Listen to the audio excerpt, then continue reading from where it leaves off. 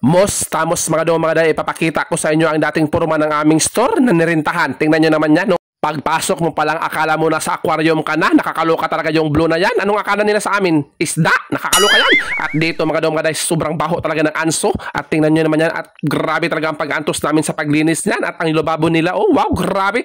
Matapos ang pahirapan na paglilinis, ito na sa mga daw mga dayo. Grabe yan, malinis na at nilagyan na namin yan ng mga floor mat. Tingnan nyo naman yan, grabe at medyo mahalawak din yung area na ito mga daw mga day. Kaya gumastos talaga kami ng maraming floor mat talaga yan. Nakakaloka yan, naubos talaga yung pera namin dyan.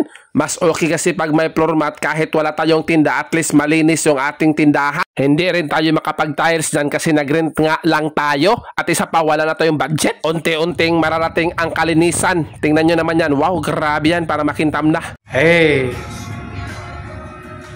Oh my God, bakit may kabaw dito?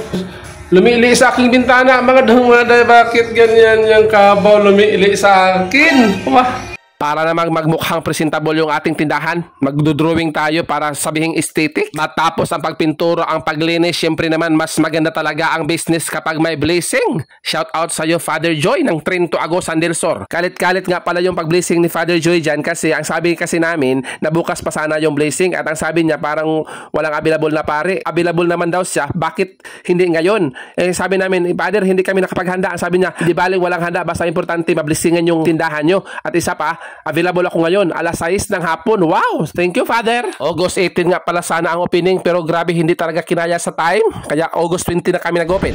Okay, mga dumaday, mag-open na ang atong inato. Nga kananan nga gamay, nga kananan. Nga, mauni akong first recipe, mga dumaday. Pansit.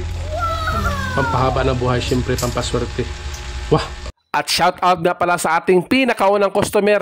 Guro daw yan dito sa Trinto National High School. Sa lahat ng mga nakakilala kay ma'am, comment lang sa comment section.